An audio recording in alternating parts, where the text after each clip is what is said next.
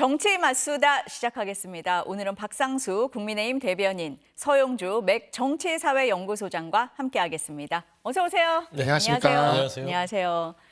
윤석열 대통령이 오늘 오전에 대국민 담화와 기자회견을 했습니다. 당초 이달 말쯤 예정했다가 시기를 앞당기면서 어떤 내용이 담길까 관심들이 많았는데요. 먼저 두 분의 총평 들어볼까요? 어떻게 보셨어요, 대변인? 글쎄 국민들이 보기에 어떤 톤이나 매너 이런 연설에 있어서의 그런 부분들이 기대했던 것보다 흡족하지 못하다 이렇게 생각할 부분은 분명히 있었던 것 같아요. 그러나 내용적인 면에서를 좀 이렇게 볼 필요가 있습니다. 제가 이 대통령 담화를 직접 보면서 들었고도 한 번을 봤고, 그다음에 전체 스크립트를 이렇게 한번 봤는데, 확실히 직접 보고 듣는 것보다 스크립트를 보니까 그래도 이 좀 설득이 되는 지점들이나 굉장히 좀 진일보한 지점들이 좀 보였습니다. 그러니까 예를 들어서 처음에 이제 굉장히 소탈하게 사과를 하신 지점도 좀 의미가 있었고, 그 다음에 이제 두 번째로 나아가면 인적 쇄신이라는 언급은 하진 않았지만 그 인적 쇄신이라는 측면에 있어서 인사 검증 등을 지금 하고 있다라고 하는 것을 이야기한 부분이 있어요. 그래서 이런 것은 앞으로 간접적으로 인적 쇄신이 있을 수 있다라는 것을 보여준 그런 사례입니다. 조금 이제 여러 가지 이렇게 캡처로 돌아다니고 있긴 한데 부부 싸움을 앞으로 좀 할 수 있다라던가 이런 것들 이렇게 돌아다니기에 있어서 저도 사실은 그 얘기를 말로 들었을 때는 약간 좀 그랬었는데 앞뒤로 글로 보면서 이렇게 보다 보니까 그러한 부분들도 분명히 김건희 여사에 대한 비판을 좀 받아들이고 그런 부분에 있어서 앞으로 국민들의 그런 불편함이나 걱정을 불식시키기 위해 노력하겠다라는 그러한 입장이 담겨져 있거든요. 그리고 무엇보다 특별감찰관 제도에 대해서 확실히 원론적으로 그 제도의 도입에 대해서 이야기를 한 지점도 분명히 의미가 있는 그런 지점이었다고 생각을 합니다. 그래서 전체적으로 봤을 때 글로 봤으면 좀 더 좋았을 것 같다. 좀 그런 아쉬움이 있었습니다. 말로도 들으시고 글로도 보시고 네. 시청자들에게 글로도 한번 더 보시라 이렇게 글로 말씀을 보셨으면 하시네요. 좀 더 마음에 이렇게 와닿지 않을까라고 생각을 했습니다. 국민들한테 너무 가혹한 주문하시는 것 같고요. 많은 국민들께서 이러셨을 것 같아요.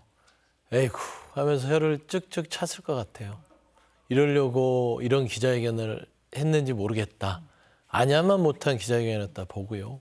사과를 하려면 좀 사과답게 해야 되는데 사과 자체가 단어만 존재했습니다. 사과라는 한 단어만. 단어는 존재하는데 그 내용과 형식은 전자사과가 아니었어요. 내용 자체도 나중에 보시면 내가 뭘 잘못했는데 왜 자꾸 나에게 이러는지 모르겠고 나를 정치적으로 공격하느라 내 착한 배우자가 악마화가 됐다. 이 모든 현상들은 다 정치적으로 우리 배우자를 악마하면서 나온 것이다. 그렇게 들었을 거예요. 그러지 않을까 싶어요. 그래서 국민들은 대략 난감하거나 왜 대통령이 이렇게 횡설수설하시지? 정말 분노를 유발시키는구나. 최근에 법무사 가서 돌을 던져도 맞고 가겠다. 투석 유발자 대통령. 거의 돌을 던져라 이거 아닙니까? 돌을 던지고 싶게끔 만드는 이번에 기자회견이었기 때문에 대통령께서는 이제는 더 이상 기회는 없으실 것 같다. 그거는 여당 내에서도 몇 번을 얘기했습니다. 이번 기자회견 국민의 눈높이에 맞게 해주시라. 그리고 사과라는 건 그거예요. 이렇게 양쪽 간에 있으면 이 상대편이 국민이겠죠. 국민은 어떤 내용의 사과를 듣고 싶어하는지에 대한 고민이 없어요. 본인 하고 싶은 말만 해버리잖아요.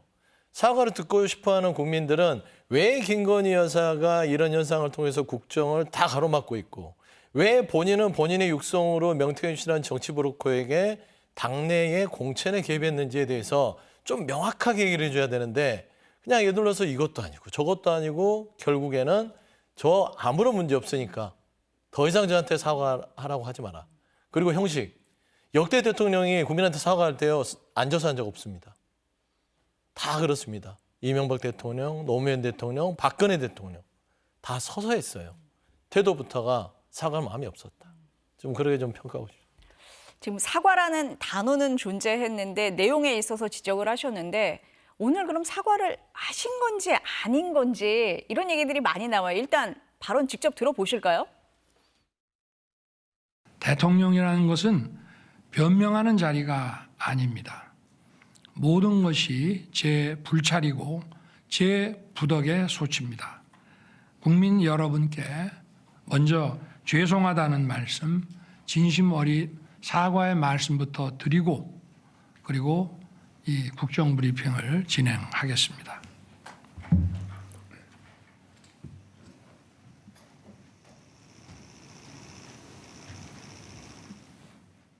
잠깐 일어서시긴 하셨네요.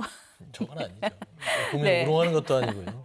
그러니까 이 발언이 대통령 담화 때 나온 거예요. 기자회견 때 나온 거는 아닌데 이 앞뒤 문맥을 보면 뭐에 대한 사과인지 알 수가 없어요. 글로 보셨다고 하니까 더 잘 아실 것 같은데 그래서 기자가 물어봐요. 왜 사과를 하셨습니까? 이렇게 물어보니까 임기 반환점을 맞아서 국민들에게 고맙고 존경해서 그렇다. 이렇게 처음엔 답을 했어요. 그러니까 이제 이러한 부분들이 사실 우리나라가 지금 우리나라 정치가 너무 정쟁이 격심하지 않습니까? 그리고 대통령의 말 한마디를 꼬투리를 잡아서 그다음에 이어서 뭐 이와 같은 것들 법적 분쟁으로까지 막 이렇게 비화를 시키고 이렇게 되다 보니까 정치인들이 정치적인 언어를 쓰는데 굉장히 어려움이 있어요. 요즘 그러니까 정치적인 언어들이 법적인 어떤 판단과 책임에 그 저기가 되는 이유가 되고 이러한 지점들이 있다 보니 정말 그러한 부분에 있어서 국민들은 그런데 또 정치적인 언어를 듣고 싶어 하거든요. 그래서 되게 이게 구체적인 어떤 것을 필요로 하는데 그 구체적인 어떤 것들이 하나하나가 다 민주당이 이야기하는 특검 사유다라고 얘기하는 것들이잖아요. 근데 이런 것들은 법적 분쟁으로 들어가게 되면은요. 저는 변호사기도 하다 보니까 의뢰인들한테 이야기를 할 때 항상 보면은 뭐라고 얘기를 하냐면 함부로 사과하지 말라 그래요. 특히 법적 분쟁이 들어가는 사안들은. 왜냐하면 그 사과가 법적인 판단에 굉장히 불리한 요소가 될 수가 있기 때문이죠. 근데 요즘 정치의 사법화가 워낙 격심해지다 보니까 그러한 부분들에 있어서 구체적인 어떤 그런 내용들을 특히 법적인 분쟁이 될 수 있는 지점들은 정확하게 짚어서 이야기를 할 수밖에 없는 거예요. 그러니까 서로 간에 그 대립되는 의견들이 있으면 그런 쪽에서 이쪽에 우리 쪽의 의견의 그 선에서 정확하게 짚어서 얘기를 해야 추후 나중에 법정에서 다툴 때도 이것이 문제가 되지 않게 되는 거죠. 아마 이 점은 민주당 역시 마찬가지일 거라고 생각을 합니다. 예를 들어서 이화영 지사가 대북 송금으로 이렇게 해서 징역 9년을 받았을 때 이재명 대표가 도의적으로라도 경기도에서 그런 일이 있었던 거에 대해서 사과를 하는 게 왜 불가능하겠습니까? 그러나 그것이 이재명 대표의 혐의와 연결이 되기 때문에 절대 몰랐다라는 이야기를 하면서 그게 국민들한테 비판을 받는 것도 알면서도 공개적으로 계속해서 그 스탠스를 유지를 하거든요. 사실 어떤 면에서 오늘 대통령의 사과라는 측면은 민주당의 아주 거친 특검 공세를 대비한 측면이 사실 좀 있고요. 그러한 부분들이 저도 보이더라고요. 그런데 이 부분이 국민들이 그렇게 보이질 않는 거죠. 도대체 뭘 가지고 사과를 했냐 이렇게 되는 거고 또 당연히 기자분들은 그러한 법적 쟁점이 되는 것을 중심으로 질문을 하거든요. 그러면 그 질문들에 대해서는 답변을 이렇게 할 수밖에 없는 거예요. 그러면 이제 내용 없는 사과냐 이렇게 되는 겁니다. 그래서 제가 보기에 그 사과의 정도와 표현 그러니까 국민들의 마음을 불편하게 했던 것에 대해서는 거의 최대치로 올려서 사과를 했다고 생각을 합니다. 뭐 부덕의 소치라던가 그다음에 대통령은 변명하는 자리가 아니라던가 일단 시작부터 모두 발언에서 사과하고 들어간 거는 분명히 그런 측면이 있는데 이것이 추후 법적 분쟁으로 야기될 때를 대비해서 굉장히 좀 법적인 대답이 돼버린 거죠. 근데 저는 이런 부분들이 앞으로도 사실 여야가 이제 풀어가야 되는 지점인데 저는 그래요. 저도 얼마 전까지 국민이었으니까 국민의 한 사람으로서 정치인으로 들어온 지 얼마 안 됐거든요. 그냥 평범한 선거하는 국민의 한 사람으로서 생각했을 때 이재명 대표를 바라봤을 때도 아니 저 정도까지 사안이 나왔으면 그냥 이렇게 소탈하게 그건 도의적으로 내가 잘 못한 것 같다라고 얘기해도 되는데 왜 그걸 못할까를 생각을 했어요. 근데 정치권에 들어와서 이게 법리적인 문제가 되는 것을 바라보면서 보니까 그런 정치적 말 한마디 하는 게 굉장히 어려워지더라고요. 그래서 이런 부분은 좀 앞으로 우리가 좀 이제 정치적인 언어를 주고받는 것에 대해서는 서로 간에 좀 소통을 하고 양보를 하는 그래서 이런 것들이 국민들의 마음을 너무 힘들게 하잖아요, 지금. 그러니까 이런 부분을 좀 같이 만들어 갔으면 좋겠다는 생각이 듭니다. 국민들이 이렇게 느꼈을지 잘 모르겠어요. 어떻습니까? 그러니까 이제 그렇게 느꼈으면 좋겠다고 말씀하시는 것 같은데 국민들은 그렇게 느끼지 않아요. 지금 현재를 살아야 됩니다. 근데 이 대통령께서는 과거에 본인조차 부인하면서 현재 있는 국민들의 기분 자체는 다 무시하고 있는 것 같아요. 그러니까 윤석열 대통령의 오늘 기자회견을 보면서 법적인 특검에 대해서 피해갔다, 대비했다, 그러게 생각하고 싶진 않아요. 왜 그러냐면 아까도 자료화면에 나왔지만 대통령은 변명한 자리가 아닙니다. 제 불찰이고 다 제 부덕의 소치입니다. 멋있죠? 멋있잖아요. 다 제 부덕의 소치입니다. 제 불찰입니다. 뭐가요? 그러니까요. 뭐를 그러니까 부덕의 소치인지를 얘기를 안 하잖아요. 근데 그 얘기했던 게 뭐냐? 아, 이건 정치 공세다. 라는 것이에요. 김건희 여사의 문제에 대해서도 아, 우리 배우자 왜 괴롭히냐. 나 때문에 우리 와이프가 불쌍해 죽겠다. 라고 하는 겁니다. 그냥 이 결론이에요. 그런데 대통령이 그러면 부덕의 소치라면 그래서 무엇을 할 것이냐. 그러면 법률적인 책임을 질 부분이 있으면 특검을 받고 특검 안에서 정말 내가 부덕의 소치인지 불찰인지 정말 변명하지 않을 상황인지에 대해서 판단을 받으라고 국민들이 요구하고 있는데 그걸 안 받겠다고 지금 이 기자회견을 질질질 끌면서 끝장 기자회견이라는 이름하에 결국에는 여기까지 온 겁니다. 그래서 저는 대통령께서 국민과 공감을 하고 국민들이 그런 부분에 있어서 끄떡이는 순간까지 가고 싶은 마음이 있다면 이미 저는 이 시기는 지났다고 봅니다. 이미 기차는 떠났고 이제는 특검을 받는 그 시점을 기다릴 수밖에 없다. 그 특검을 이제 한동훈 대표가 어떻게 이끌고 갈지에 대해서 그 공은 한동훈 대표는 넘어갔다. 저는 그렇게 좀 말씀드리고 싶습니다. 그러니까 오늘 질문 중에 상당히 많은 부분이 김건희 여사와 관련된 의혹이 많았어요. 기자들이 아무래도 뭐 이거에 대해서 많이 물어봤고요. 대통령은 이거에 대해서 이렇게 답을 했습니다. 한번 들어보시겠습니다. 대통령 부인이 대통령을 좀 도와서 어쨌든 선거도 좀 잘 치르고 국정도 남들한테 좀 욕 안 얻어먹고 좀 원만하게 잘 하기를 바라는 그런 일들을 국정농단이라고 그런다면은 그거는 국어사전을 좀 다시 좀 정리를 해야 될 것 같다는 생각은 좀 들고요. 우리 제 철을 많이 좀 악마화시킨 거는 있습니다. 그러니까 대통령 부인이 남편에게 업무를 좀 잘하라고 조언을 하는 거 이런 거 뭐 당연한 일이다 뭐 이런 설명이에요. 먼저 우리 소장님한테 여쭤봐야 될 것 네. 같아요. 오늘은. 제가 좀 가르쳐 드려야 네. 될 것 같은데 아니요. 윤석열 대통령께서 잘하실 겁니다. 그런 행태의 국정농단에 대해서 사법적인 철퇴를 가한 분이 윤석열 대통령이에요. 최순실 국정농단. 본인이 다 말하자면 검사로서 다 기소하고 전직 대통령의 어떤 죄를 물어서 감옥을 보냈어요. 공천개입 부분들 본인이 사법화 만들어서 형량을 구형했습니다. 자신이 알잖아요. 이유가 뭐냐면 대통령으로서 당무에 개입해서도 안 된다는 부분. 그리고 최순실이라는 공적 지위가 없는 사람이 대통령 옆에서 어떤 친분관계를 이용해서 국정에 개입한다는 것을 국정농단이라고 한다는 걸 누구보다도 잘 아는 분께서 본인의 배우자를 보호하기 위해서 과거의 윤석열을 부인해버리고 있어요. 이게 뭡니까? 결국에는 지금 여러 가지 정치 상황 속에서 오늘 기자회견의 마지막 기회를 모두 다 국민과 정부 여당, 민주당까지도 지켜보면서 아, 솔직한 자기 고백을 통해서 국정의 탈출구를 마련하겠구나 했는데 역시나 나는 우리 배우자 보호를 위해서는 대통령직이든 과거의 윤석열 특검이든 보수의 집권여당이 국민의힘이든 상관없어. 다 버릴 수 있어. 난 오로지 배우자만 지킬 거야. 라는 것이고요. 그다음에 저는 한 가지 여쭤보고 싶은 게 그러니까 아내로서 본인이 잘 되게 한 어떤 선거 과정에서의 패밀리 비즈니스에 대해서는 인정할 수 있어요. 그런데 지금 드러난 건 그게 아니잖아요. 그 이외에도 공천 부분에 있어서 김건희 여사가 대통령을 매개로 해서 뭔가의 어떤 여러 가지 국정에 개입된 사안들이 나오고 있지 않습니까? 근데 이걸 어떻게 국민들 앞에서 저런 식의 눈 가리고 아웅식으로 할 수 있죠? 이거는 국민의 분노가 아니라요. 모멸감을 불러일으키는 것이다. 뒷감당이 안 되는데 어떻게 하실지 모르겠어요. 그러니까 지금 소장님 말씀하신 대로 이제 여러 의혹 중에 공천 개입 의혹도 있단 말이에요. 그렇습니다. 근데 이거를 의견을 뭐 낸 거다, 조언을 한 거다라고 단순히 얘기할 수 있느냐라는 의문이 바로 생기거든요. 그렇습니다. 예. 어떻게 보세요, 대변인?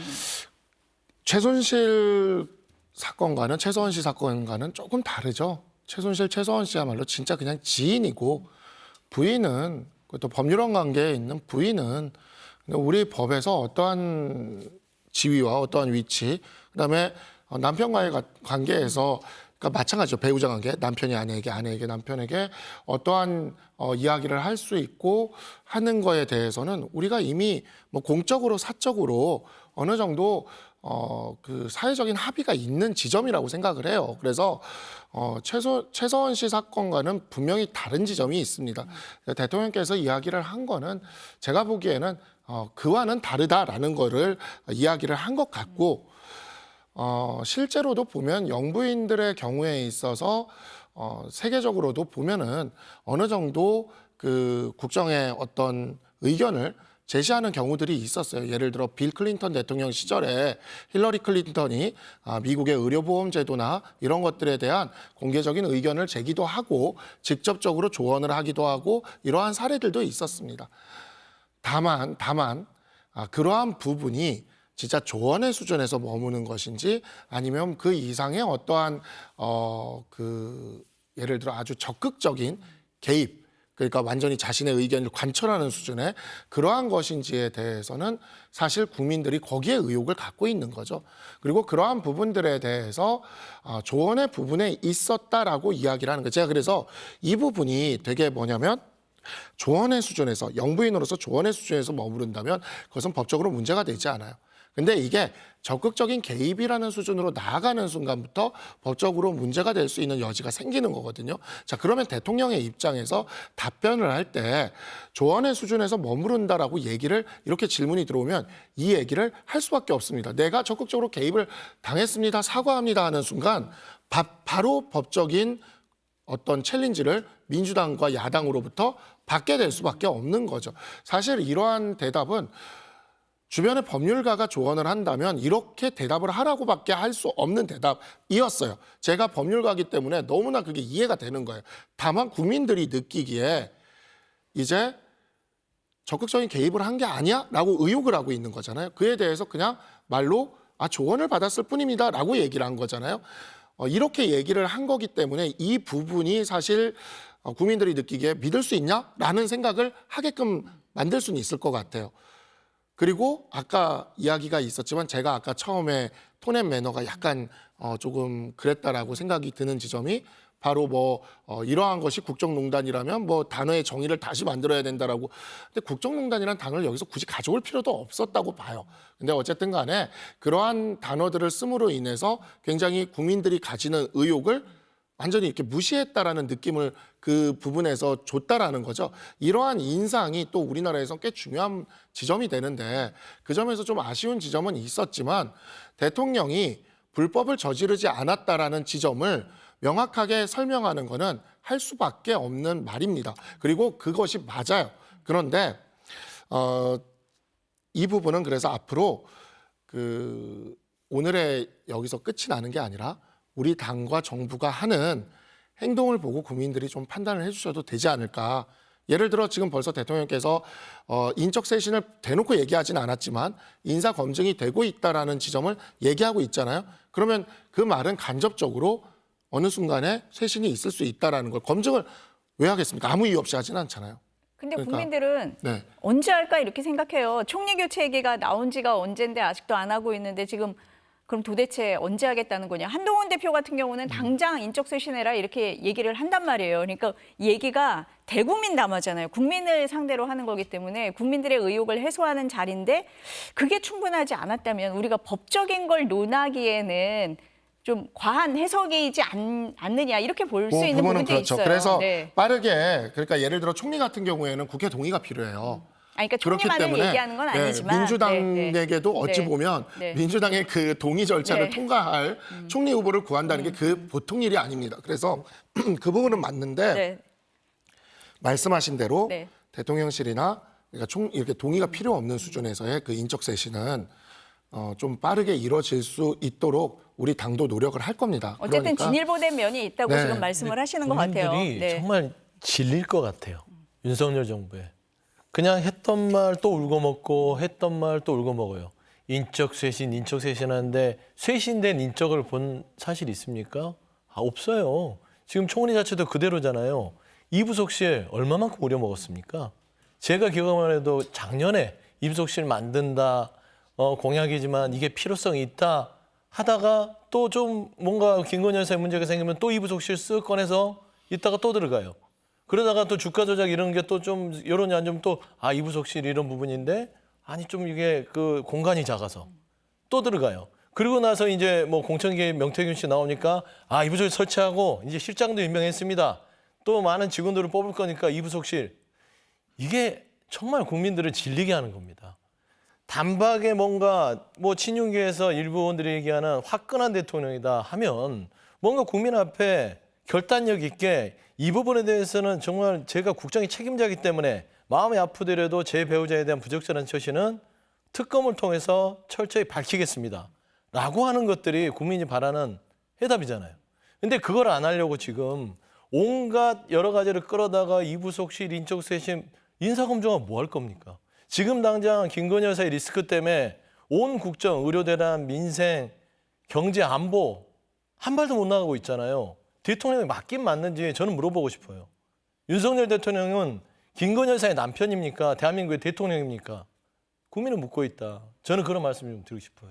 지금 특검 말씀을 하셔서요. 김건희 여사 특검법에 대해서는 단호하게 거부를 하셨거든요. 이 발언도 한번 들어보시겠습니다. 특검을 하니 마니를 국회가 결정해서 또 국회가 사실상의 특검을 임명하고 방대한 수사팀을 꾸리는 나라는 없습니다. 그거는 명백히 자유민주주의 국가들의 상권 분립 체계에 위반되기 때문입니다. 특별검사의 업무도 사법 업무입니다. 근데 이거는 사법작용이 아니라 정치선동이다 이 말입니다. 오늘 대국민 담화 기자회견에 대한 평가 기준이 특검 수용이다. 이렇게 얘기하는 언론들도 좀 있었어요. 야당뿐 아니라 뭐 여당 일각에서도 특검 받아야 하는 거 아니냐. 독소 조항을 좀 뺀 특검은 검토해야 되는 거 아니냐. 뭐 이런 얘기도 나왔었어요. 어떻게 보세요? 여당의 주된 두 개파인 뭐 개파라고 불리는 지금 뭐 친한계니 친윤계니 하고 있는데 특검에 대해서는 민주당이 추천하는 특검에 대해서는 민주당이 주도하고 정치적으로 하는 특검에 대해서는 친한계든 친윤계든 받을 생각이 없습니다. 그거는 단호해요. 그러니까 일각에서 나온다는 이야기는 친한계도 친윤계도 아닌 일부 의원들이죠. 예, 일부 의원들에서 나오는 이야기고 절대 민주당이 원하는 그러한 반란표 8석 규모가 되지도 못할 겁니다. 그래서 그 부분은 그런데 이제 좀 갈리는 부분이 특감을 좀 빨리 해야 된다. 우리 특별감찰관 제도를. 근데 오늘 또 특별감찰관을 여야가 합의해 오면 임명하겠다라고 또 한 번 얘기를 했어요. 그러니까 이제 우리가 당에서 또 민주당과 협의를 해서 특별감찰관을 빨리 임명을 해야죠. 제가 서영주 부대변인 말씀에 동의를 하는 게 뭐냐면 속도가 좀 느리긴 합니다. 진짜 느려요.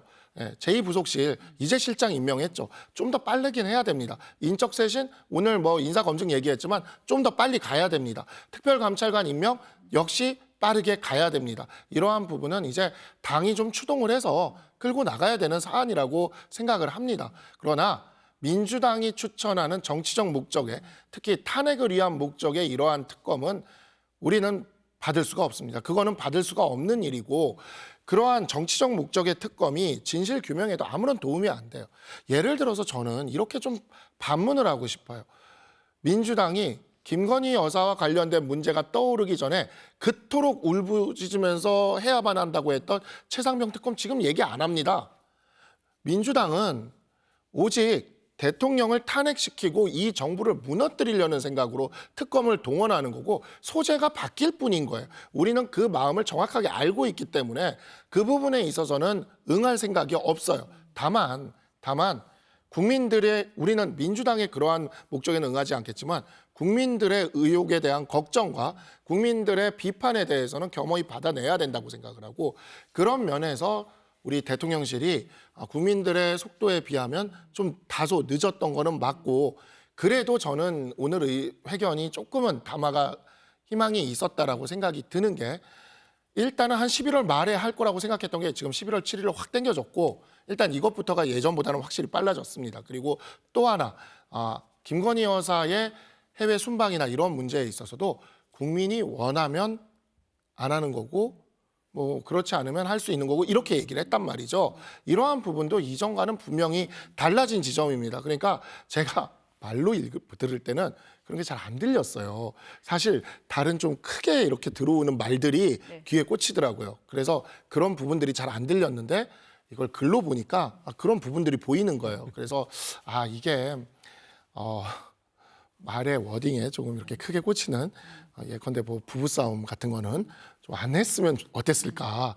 그리고 그 사전적 의미 국정농단 단어 가져온 것도 좀 안 했으면 어땠을까. 왜냐하면 그런 것들이 워낙 말에선 큰 위치를 차지하다 보니까 대통령이 확실히 변한 모습을 보여주는 워딩들이 있었는데 그게 별로 주목받지 못한 점이 좀 안타까웠고 그걸 잘 살려봐야 된다고 그만 생각합니다. 방어하셔도 될 것 같아요. 너무 힘들게 방어하시는데 짧게 하셔도 될 것 같고. 네.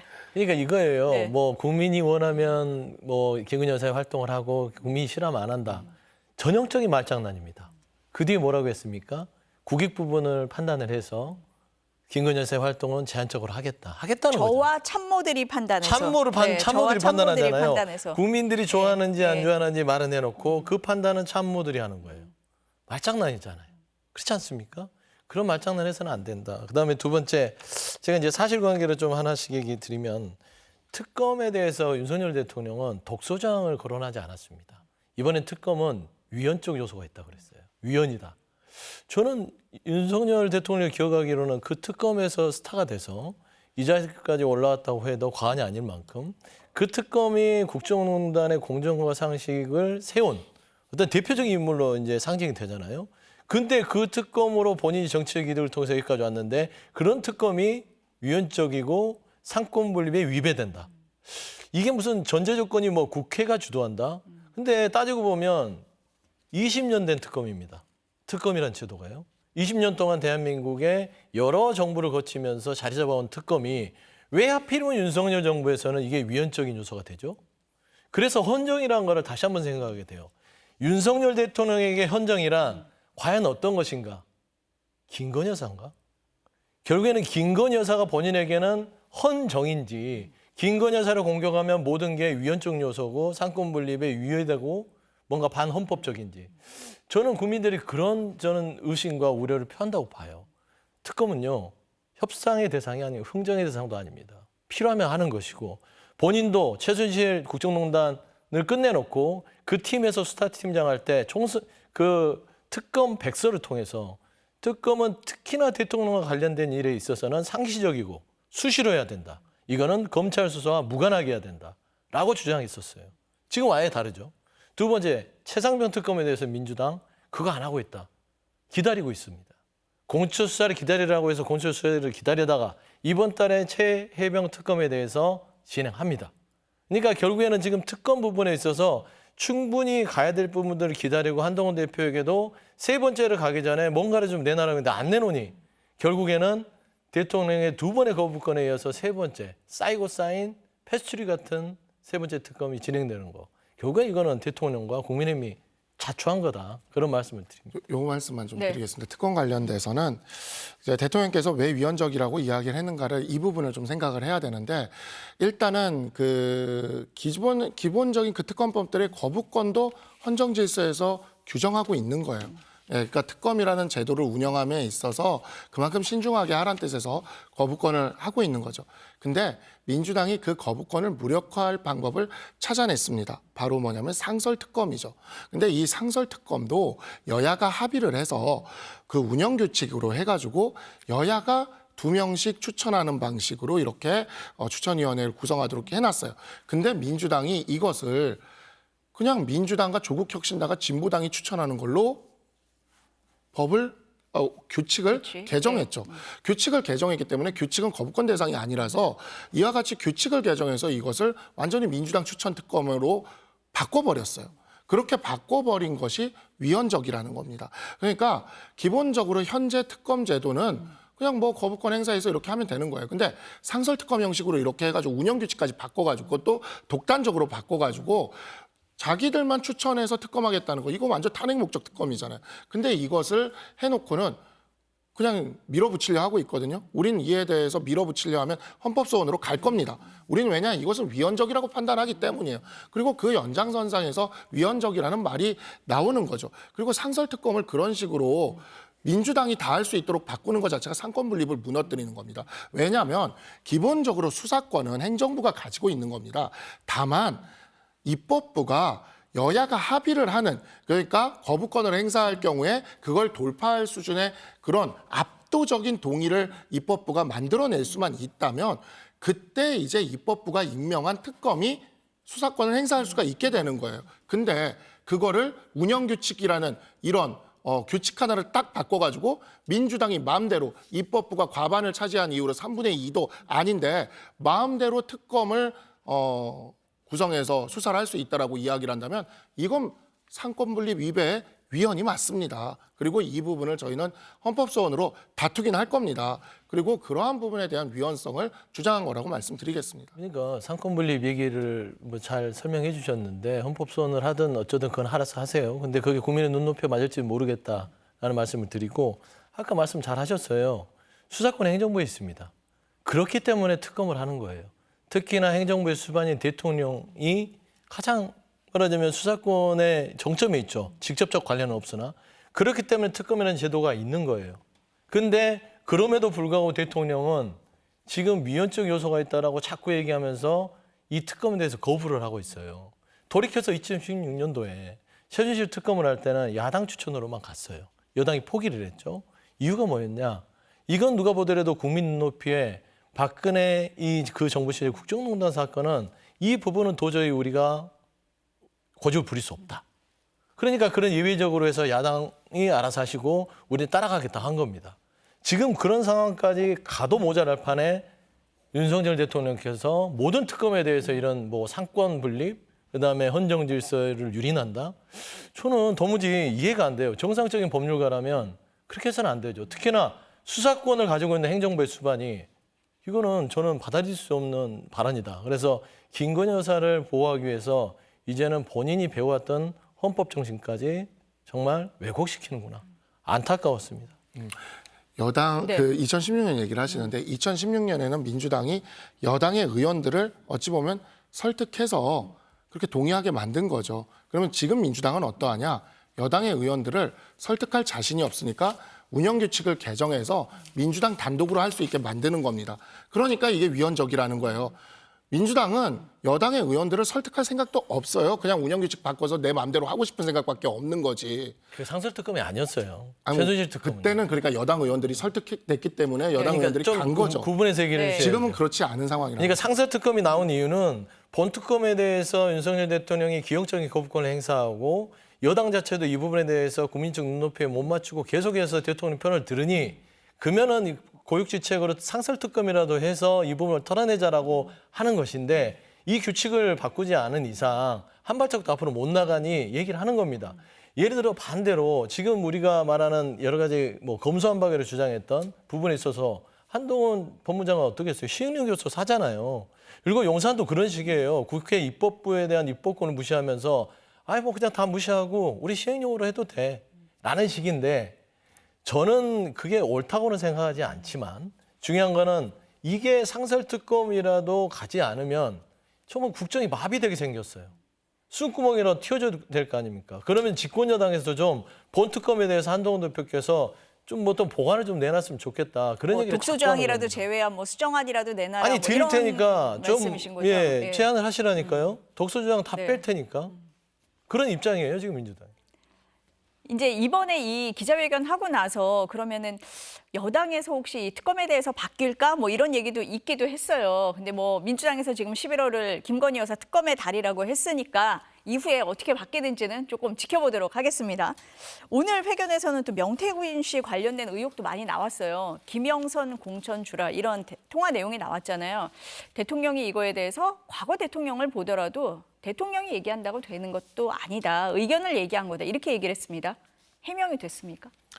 이 부분이나 이런 부분들에 대해서는 앞으로 그 민주당이 내놓는 어찌 보면 숨겨놨던 그런 것들이 나오는 것을 보면서 우리 당에서도 아마 이에 대해서 다 보고 나면 그다음부터 이제 적극적인 대응이 나가기 시작할 거라고 생각을 합니다. 이제 아까도 이야기를 드렸지만 의견을 제시한다라는 것은 법적으로 문제가 되질 않아요. 근데 이제 개입을 한다라는 것은 그게 영부인이 대통령에게도 그렇고 정부가 당에게도 그렇고 이거는 문제가 될 수가 있어요. 자, 그러면 지금 현재 민주당이 정말 조금이라도 틈만 하면 들어오려고 하고 있는 상황에서 자, 이러한 부분들에 대해서 대통령실은 그러니까 제가 그냥 법률가 입장에서 이야기를 할게요. 대통령실은 이렇게 답을 하는 것이 최선의 대답들이에요. 법적으로 최선의 대답들이에요. 근데 국민들이 보기에는 진짜 그런가라고 생각할 수가 있겠죠. 다만 명태균 씨와 관련된 이 의혹들이라는 것은 아직 실체화된 건 하나도 없고요. 명태균 씨가 이야기하는 부분 중에서 이상한 것들 너무 많습니다. 그리고 그건 뭐 민주당 쪽에서도 인정을 할 거예요. 그래서 민주당도 어찌 보면은 녹취록을 많이 갖고 있다고는 하는데 그거를 다 내놓지도 못하는 게 좀 이게 뭔가 녹취록끼리도 앞뒤가 안 맞는 것들이 많을 거라고 생각을 합니다. 다만 이런 부분들이 그래서 사실 검찰 수사가 좀 빨리 이루어져야 됩니다. 굉장히 좀 더 속도감 있게 확실하게 좀 이루어질 필요가 있고요. 그 전에 좀 민주당이 또 이러한 부분들에 대해서 뭐 갖고 있는 거 우리 추경호 원내대표가 얘기한 것처럼 40부작으로 이렇게 풀려고 하지 말고 대화 드라마로 풀려고 하지 말고 그냥 빨리 그냥 다 내놓으시고 국민들 앞에 다 보여준 다음에 그 다음에 이제 그러면 이제 우리 당도 그러한 부분들에 있어서 판단을 좀 하지 않겠습니까? 그러한 것을 가지고 이야기를 해야 될 사안이라고 보고 대통령실은 그렇게 얘기할 수밖에 없다고 생각합니다. 소장님 말씀 듣기 전에요. 윤 대통령이 명 씨와의 통화 사실은 인정을 했거든요. 그 부분 한번 들어보실게요. 경선 하여튼 뭐 뒷부분에 가서 좀 뭐 그럴 만한 일이 있었기 때문에 이제 연락하지 마라 이렇게 이제 한 적이 있고 그렇게 했는데 제가 그러니까 당선된 이후에 연락이 왔는데 그게 뭐로 왔는지 모르겠어요.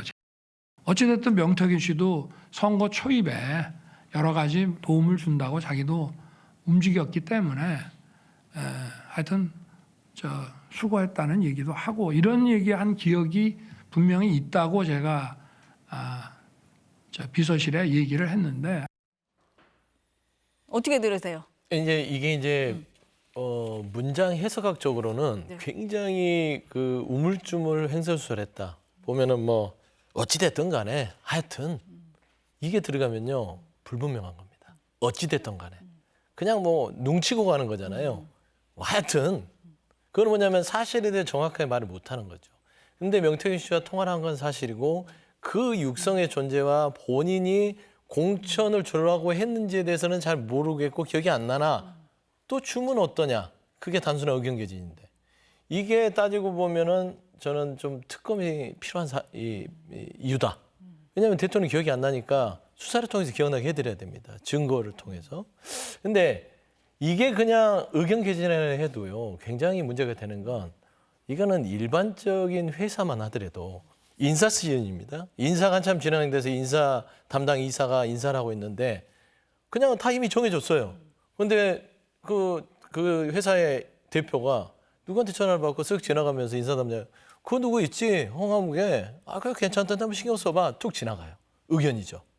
직접적 지시는 아닙니다. 서류를 가지고 자, 이 사람을 이번에 누구로 승진시켜라는 게 아니지만 이미 다 많은 것들이 정해지고 있는 상황에서에 대한 판단의 가운데 대표가 잠깐의 의견 개진하면 어떻게 될까요? 그 사람이 되는 겁니다. 그게 바로 개입인 것이죠. 근데 개입의 여지에는 대통령도 참 뭐 좀 애잔한 게 그 뒤에는 김건희 여사가 있던 겁니다. 김건희 여사가 달달 볶았잖아요. 예를 들면 왜 명태균 선생님 전화 오게 만들고 오빠 대통령 자격 있어? 라는 부분들. 그다음에 오빠 전화 갈 거예요. 잘 될 거예요. 이런 것들. 그러니까 결국에는 김건희 여사가 명태균 씨와 관계에서 김영선 전 의원을 공천 주게 하려고 대통령을 여러 가지 압박을 했고 그 압박에 못 이겨서 본인의 배우자의 민원을 해결해 주는 차원에서 공천에 의견을 개진이든 공천에 개입을 했든 간에 그런 의혹이 휩싸였다면 저는 그러니까 대통령 부부는 공동 책임을 져야 된다. 그리고 특검을 통해서 누가 더 책임 있는지를 가리는 게 맞지 않겠냐. 저는 좀 그게 좀 합리적인 판단 같습니다. 야당에서의 특검 공세는 더 세질 것 같습니다. 저희가 하나하나 짚다 보니까 지금 시간이 많이 흘렀는데요. 마지막으로 그 최근 지지율 하락에 대한 질문이 있었어요. 대통령은 전광판을 보지 않는다. 이렇게 말씀을 하셨습니다. 글쎄, 뭐 국정 운영의 책임자로서 그러한 부분에 있어서 너무 흔들리지 않겠다. 그러면서 책임 있게 국정을 하겠다. 이런 뜻을 이야기를 한 거지만 한편으로 생각하면 11월 말에 할 수 있다는 기자회견을 오늘 했다는 것 자체도 국민들의 민심을 고려한 판단이었습니다. 그렇기 때문에 그 부분은 너무 그 말로만 이렇게 보는 것은 좀 그렇게 생각이 들고요. 그 뒤에 나오는 게 이제 뭐냐면 인위적으로 지지율을 올리기 위해서 이렇게 꼼수를 쓰는 거. 예를 들어 지금 민주당 정부였으면 어떻게 했을까? 뭐 재난지원금 30만 원쯤 줬을지도 모르죠. 그런 걸안 저희 하겠다는 정책이 뜻이다? 보기에는 저희 당이 보기에는 저희 당과 정부가 보기에는 그런 것들이 일종의 지지율을 올리기 위해서 하는 꼼수죠. 그게 아니라 국가 전체를 보면서 중장기적인 어떤 국가를 위한 당장의 지지율을 올리기 위해서 당선되면 100만 원 주고 150만 원 주고 이러한 식의 그런 정치 안 하고 하겠다는 거거든요. 근데 사실 저는 우리 정부에서 하는 많은 정책들이 우리나라를 많이 정상화시킨다고 생각을 합니다. 그럼에도 불구하고 우리 정부는 어찌 보면은 그 정의 실현을 목표로 했던 국민들의 마음이 만들어낸 정부기도 해요.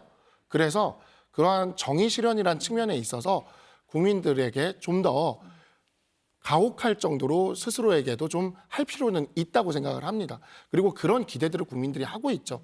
그래서 그 측면에서 조금 대통령께서도 억울하다고 생각하시더라도 대통령께서 원래는 그러한 정의 실현의 하나의 상징이셨거든요. 그렇기 때문에 좀 억울하다고 생각을 하시더라도 국민들을 조금 더 이렇게 마음을 이렇게 그러한 부분을 신경 쓸 수 있는 그러한 모습으로 가시는 게 좋았고, 그래서 저도 이 부분은 어떤 뜻인지는 알겠는데 나중에 전문을 읽으니까 어떤 뜻인지는 알겠는데 말로 들었을 때는 네. 아까 역시 얘기했던 그 표현들처럼 아주 말로 들었을 때 머릿속에 헤드라인이 나올 말들이 딱딱딱 이렇게 걸리는데 그중 하나였어요. 그래서 조금 아쉬운 표현이기는 했습니다. 표현적으로. 네. 네.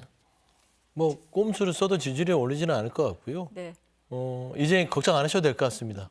전광판 볼 필요가 없어요. 오늘부로 전광판이 꺼졌거든요. 아, 그렇습니까? 그렇습니다. 그래서 이제는 뭐 전광판 뭐 보냐 마냐 고민할 필요도 없이 선수라고 했잖아요. 게임이 있어야 선수가 필요한 거 아니겠습니까? 오늘부로 게임 셋이다. 그런 말씀을 좀 드리고 싶습니다. 국민들이 많이 실망한 것 같다 이렇게 말씀을 하시는 것 같습니다. 오늘 말씀 여기까지 들어야 될 것 같습니다. 감사합니다. 네, 고맙습니다. 잠시 광고 보시고 다시 뵙겠습니다.